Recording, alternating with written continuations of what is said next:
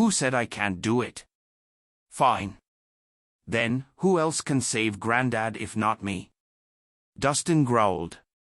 He realized that it was impossible trying to reason with women using logic. The only one who can save Grandpa now is the incredible Dr. Ross Leister.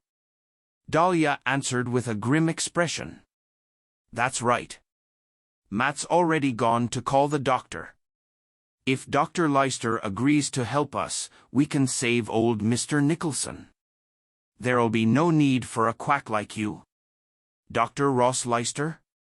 Who's that? Dustin asked. He's Dr. Cross' apprentice who specializes in treating rare diseases. He's way better than you are, Florence stated proudly. As soon as the words left her mouth, two people entered the room. The first was Matt.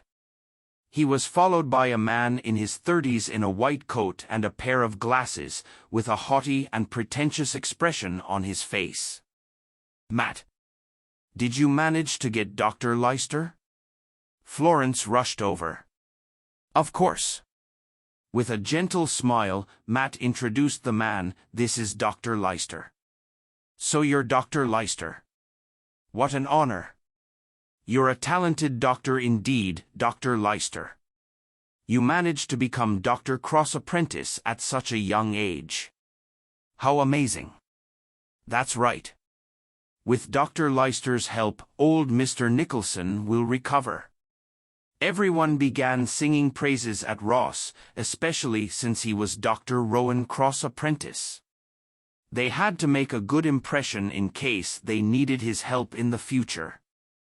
Honestly, I wouldn't have bothered coming here if it weren't for Mr. Laney.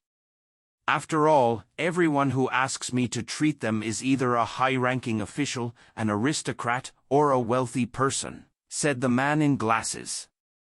He raised his head, peering down at everyone else in the room. Of course. It's an honor to have you here. Florence and the others agreed, their faces showing signs of flattery. The man in glasses soaked up the attention, pleased. That's enough. I'm a busy man, so let's not dilly-dally and get this over with. Where's the patient? Over here. Florence led the way to Henry's bed. The doctor nodded and proceeded to take Henry's pulse. So it's Havaska? Well, this might be slightly troublesome, but no big matter. A bowl of hot medicine will do the trick. Really? That's great. Everyone was overjoyed. As expected, they found the right man for the treatment. Doctor, aren't you mistaking something? Dustin asked. What? The man in glasses frowned and gave Dustin a look over. And who are you? How dare you question me? If it was Havaska, a bowl of hot medicine would take care of it. However, what Grandad has isn't Havaska but the flaming frost poison. Dustin asserted. What do you mean flaming frost poison? I've never even heard of it. The man glared at Dustin and asked, Who are you to criticize me? Dr. Leister, this is a misunderstanding. This piece of trash knows nothing. Please pay him no mind. Florence smiled at the man before turning to Dustin. You better stop running your mouth, Rhys. You'll be done for if you offend Dr. Leister, she snapped. I'm just stating facts. If he hasn't even heard of the poison, I have reason to question his skills, Dustin replied, shaking his head. Boy, do you have any idea who I am?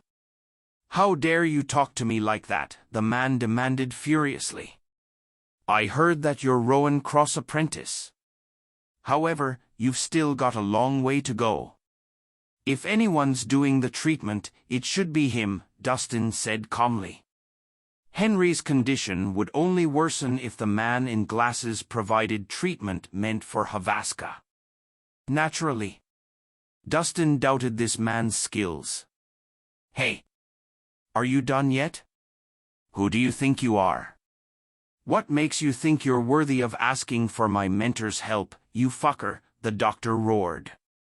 Dustin, Dr. Cross is away on a retreat and isn't so easily invited. Even Dr. Leicester doesn't dare disturb him, Matt warned. Mr. Laney. I came because you asked me personally. Yet instead of thanking me, someone decides to question me.